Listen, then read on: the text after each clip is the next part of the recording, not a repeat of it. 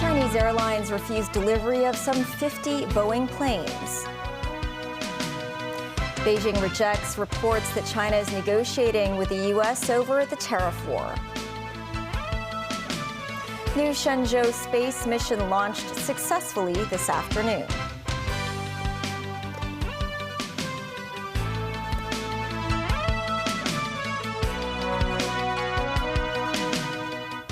Hello and welcome to TVB News. I'm Melissa Hekalea.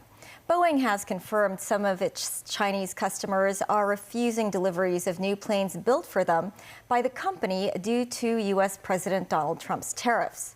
Boeing's CEO expressed hope China and the U.S. could resolve their trade differences. Danny Zhou has the story.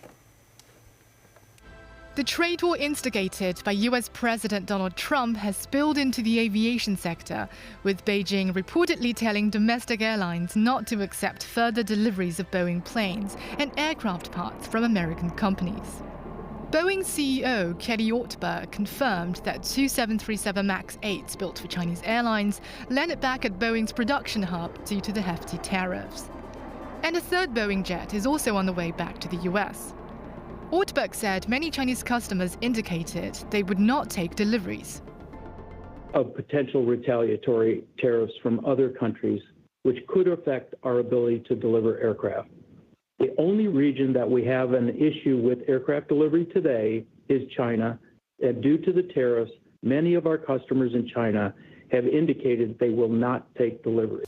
The company initially planned to deliver 50 new planes to China this year, and 41 of them were already built or in process. Ortberg said it is hoped that the tariff issue could be resolved via negotiations over time. However, currently, Boeing will have to cope with the rising costs or may redirect some aircraft meant for China to other airlines. We're actively assessing options for remarketing already built or in-process airplanes. And for the 9 airplanes not yet in the production system, we're engaged with our customers to understand their intentions for taking delivery. And if necessary, we have the ability to assign those positions to other customers. It's an unfortunate situation, but we have many customers who want near-term deliveries, and we're not going to continue to build aircraft for customers who will not take them. Boeing reported its first quarter 2025 earnings on Wednesday, showing total revenue of $19.5 billion, up 17% year-on-year. It posted a net loss of $31 million, an improvement from a loss of $0.366 billion in the prior year period. The company's consolidated debt stood at $53.6 billion. The financial result was described by Ortberg as an indication that the company's recovery plan is in full swing, although the result was for a period before the full implementation of U.S. tariffs. Danny Zhou, TVB News. U.S. President Donald Trump's tariffs have affected the aviation market. Some China-based airlines have stopped taking new U.S. aircrafts amid the trade war. However, an aviation expert believes the impact on Hong Kong Airlines will be slight under the one country, two systems. Samantha Lee reports. It often costs over $1 million to purchase a new aircraft. But what if the buyer does not complete the deal and forfeits its deposits? According to the people familiar with the aviation industry, it could take years for the entire aircraft transaction process, which involves preliminary agreement of intention, placing a deposit and an installment payment. There are different refund policies depending on the size of the purchase and whether there are discounts. If buyers decide to reject the aircraft right before delivery, part of the deposit is non-refundable, and interest may also be charged. Hong Kong's Greater Bay Airlines has 8 Boeing aircrafts and has bought 15 737 MAX 9 aeroplanes, which are expected to arrive in the third quarter of this year.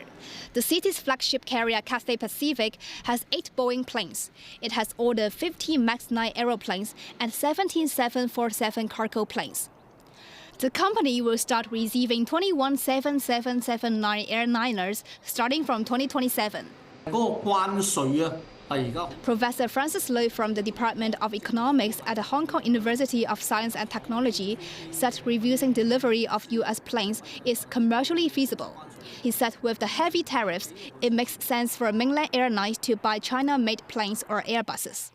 Lui said it could add to China's bargaining power as the trade war with the U.S. rages on. Law Chan Kwok, Director of Policy Aviation Policy and Research Center at the CHK, said Hong Kong is a place where policies allow local airlines to trade Boeing aircraft with the U.S. under the one country two systems. Samantha Lee, TVB News. The Wall Street Journal reported Washington is considering whether to lower tariffs it earlier slapped on China. But U.S. Secretary of the Treasury Scott Bessent stressed Washington does not intend to reduce the tariffs unilaterally. Meanwhile, Beijing's Ministry of Foreign Affairs said no bilateral negotiations on tariffs have taken place between the two countries. Timothy Lee tells us more.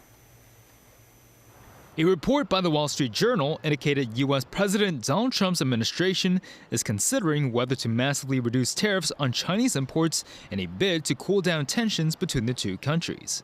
The tariffs are set to drop from the current 145% to between 50 and 65%. The U.S. may institute a tariff policy on Chinese products according to various classifications, with goods related to national security subject to a higher tax. U.S. President Trump responded to the WSJ report. How soon do you want to bring the tariffs on Chinese goods down? Well, that depends on them.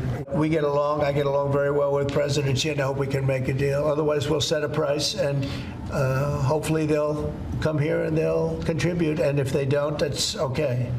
Meanwhile, Treasury Secretary Scott Bessent denied Washington will reduce the tariffs unilaterally, adding any changes in its tariff policy will require negotiations with China. Regarding recent news emerging from the U.S. on Sino-U.S. trade talks, the Ministry of Foreign Affairs described them as fake news. Foreign Ministry spokesperson Guo Jiakun said there are no ongoing negotiations between the two parties, adding the trade conflict was provoked by Washington and China is willing to fight to the end. He stressed any talks between the two nations must adhere to the principles of mutual respect and equality. In the United States, Trump's tariff policy is facing internal opposition, as 12 states including New York, Delaware, and Arizona sued the U.S. president over the policy. They claimed the president illegally invoked the International Emergency Economic Powers Act, which exceeded presidential authority. These tariffs are unlawful. They're chaotic and harmful to the hardworking families and businesses that make our state thrive. And they are not just numbers on a page. They are real costs in all of our wallets, your workplace, and all of our future. Timothy Lee, TVB News. Meantime, President Xi Jinping met with Kenyan President William Ruto, during which he reiterated his criticism of trade wars, adding there are no winners in a trade war. President Xi said both countries will set an all-weather China-Africa community model and further boost Sino-African relations and solidarity with the Global South. President Xi emphasized China does not provoke conflicts and is willing to cooperate with the global community to tackle any challenges. China has successfully sent the Shenzhou 20 manned spaceship into orbit following its launch late this afternoon. The 3 astronauts on board are expected to complete an in-orbit rotation with the Shenzhou 19 crew and stay at the Tiangong space station for roughly 6 months. Danny Zhou tells us more. Hundreds of local residents gathered at the launch base Thursday afternoon to bid farewell to the 3 members of the Shenzhou 20 mission.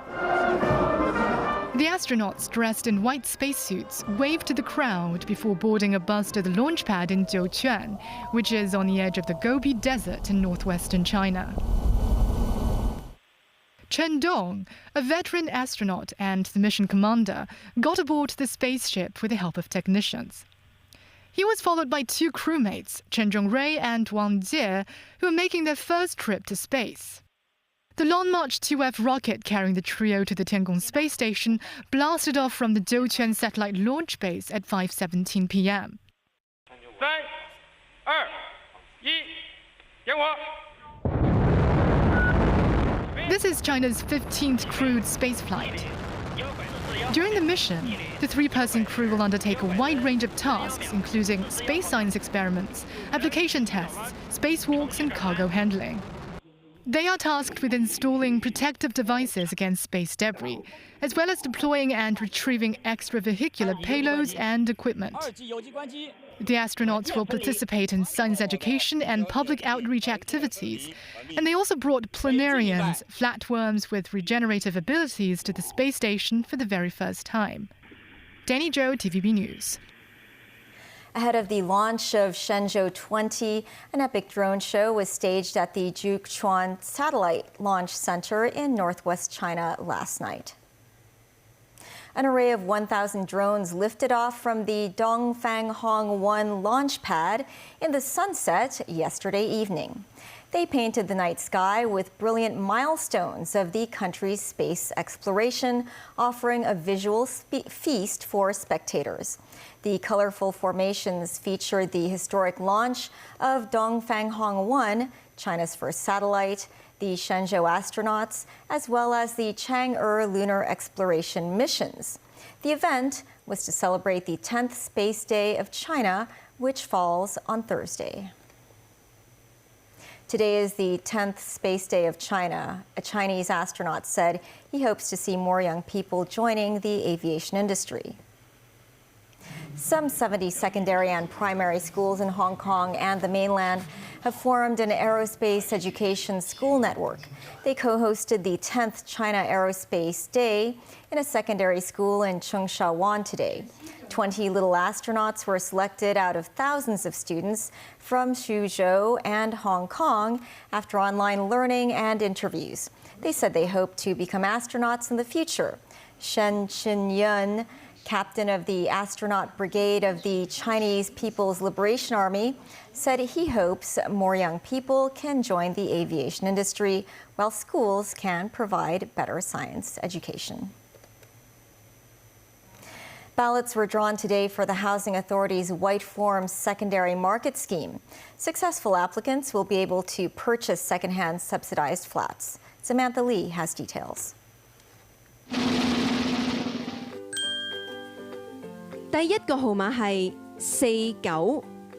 There are 6,000 slots for this year's White Form Secondary Market Scheme. The ballots drawn determine the applicant's priority based on the last two digits of their application numbers.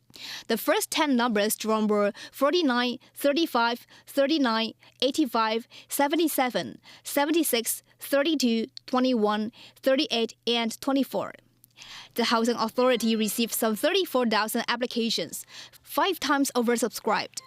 The applicants are white form holders who generally live in the private market and fulfill certain income and assets requirements. For example, the monthly income limit for a single person shall not exceed $30,000 and $60,000 for 2 or more persons. Over 80% came from young applicants aged below 40. This year, an additional quota of 1,500 homes were dedicated for young adults on top of the 4,500 general quota. This is intended to help young residents pursue home ownership. The demand for this type of flats among young people is still very strong. It is a bit confusing to think that young people would only be able to share the 1,500 new quotas. This is not the case. They can also share the 4,500 quotas for ordinary applicants, but they have an additional 1,500 quotas, which will be shared by these young people. As to whether the authorities will increase the quotas for young adults in the future, Wang said they will consider after assessing the response this year.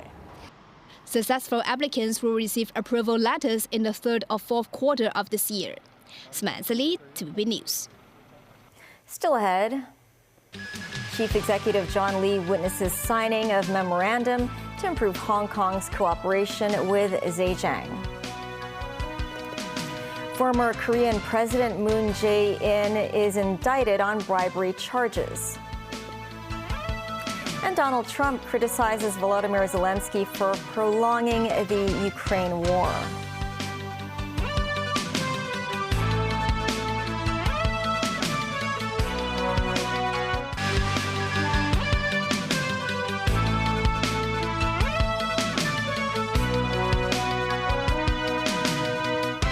Welcome back. Chief Executive John Lee continued his visit to Zhejiang, where he oversaw the signing of a memorandum to establish a partnership mechanism between Hong Kong and Zhejiang province. During the afternoon, he went to Ningbo to visit local tech firms and Hong Kongers who've set up businesses in the city. Timothy Lee reports. Stepping into the third day of his trip in Zhejiang province, Chief Executive John Lee met with Zhejiang Party Secretary Wang Hao before participating in the first conference on Hong Kong-Zhejiang partnership. Lee also witnessed the establishment of the Zhejiang-Hong Kong Cooperation Conference mechanism, with the two governments signing a memorandum. It covers 13 important areas of cooperation and 51 projects, including Belt and Road projects, trade and commercial investment, finance and aviation. The CE said the establishment of the cooperation mechanism encourages more Zhejiang businesses to make use of Hong Kong's role as a superconnector, allowing them to seek new overseas markets. Lee later traveled to Ningbo via high-speed rail, where he visited a number of businesses set up locally by Hong Kongers. He then took part in a gathering of Hong Kong entrepreneurs of Ningbo descent, organized by the daughter of the late shipping magnate Pao Yukong. The CE noted on social media that he will attend a Hong Kong investment promotional forum on Friday and hopes to work with Ningbo businesses to generate new productive forces. Timothy Lee, TVB News. South Korean prosecutors have indicted former Liberal President Moon Jae-in on bribery charges, saying that a budget airline gave his son-in-law a lucrative no-show job during Moon's term in office. Moon's indictment adds him to a long list of South Korean leaders who face trials or scandals at the close of their terms or after leaving office. Prosecutors allege that Moon, who served as president from 2017 to 2022, received bribes totaling 217 million won from Lee Sang-jik, founder of the budget carrier Thai E-Star Jet. These were received in the form of wages, housing expenses, and other financial assistance provided to Moon's then son-in-law from 2018 to 2020. Moon's daughter and her husband divorced in 2021. Lee was also indicted on charges of paying bribes to Moon and committing breaches of trust. U.S. President Donald Trump praised Elon Musk for his work on the Department of Government Efficiency, or DOGE, after Musk announced he'll be spending less time in Washington and more time running Tesla amid the electric car maker's disappointing results. And he really helped the country, saved us a lot of money. And I heard him say that he'll start easing, which is always, he was always at this time going to ease out. And when he goes back to Tesla, that'll be taken care of. He makes a great product. It's a great car. It's great everything. Starlink is great.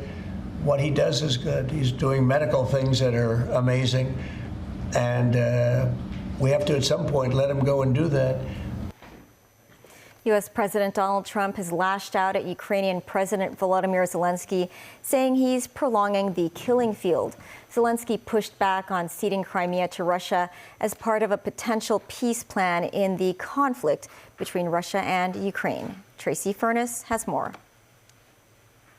U.S. President Donald Trump told reporters that he did not know if he would meet with Zelensky or other European leaders to discuss the Russia-Ukraine war while in Italy for Pope Francis's funeral this weekend, but revealed that dealing with Zelensky was harder than dealing with the Russians. I don't know that he's going to the funeral or not, but I just hope he gets this thing solved, because we're losing about, think of this, 5,000. I was saying 2,500, and everyone was telling me that's low. 5,000 soldiers are being killed every week. They're Russian and Ukrainian. They're not Americans, but they're Russian, but they're people. And they're humans. I think we have a deal with Russia. We have to get a deal with Zelensky, and I hope that Zelensky, I thought it might be easier to deal with Zelensky. So far it's been harder, but that's okay. Trump called Zelensky's pushback on calls to cede Crimea to Russia very harmful to talks. Trump posted on social media, "Nobody is asking Zelensky to recognize Crimea as Russian territory, but if he wants Crimea, why didn't he fight for it 11 years ago when it was handed over to Russia without a shot being fired?" Meanwhile, a large-scale Russian missile and drone attack hit 4 residential neighborhoods in Kyiv overnight, killing at least 9 people and injuring another 70, including 6 children. The attack began around 1 a.m. The Kyiv City Military Administration said Russia struck Kyiv with drones and ballistic missiles. At least 42 people were hospitalized. Tracy Furness, TVB News. Protesters gathered in the Indian capital, New Delhi, Wednesday following an attack in Kashmir, which killed at least 26 people, most of them tourists. Police called the incident a terror attack and blamed militants fighting against Indian rule. While senior ministers and officials have not yet provided details of Tuesday's attack, a large section of India's media and political commentators blamed Islamabad for it without citing evidence. Officials said 24 of the people killed were Indian tourists. 1 was from Nepal and 1 was a local tour guide. It's one of the deadliest attacks in the Himalayan region. Kashmir Resistance, a previously unknown militant group, claimed responsibility for the attack on social media. That's the news. Thanks for watching. Bye for now.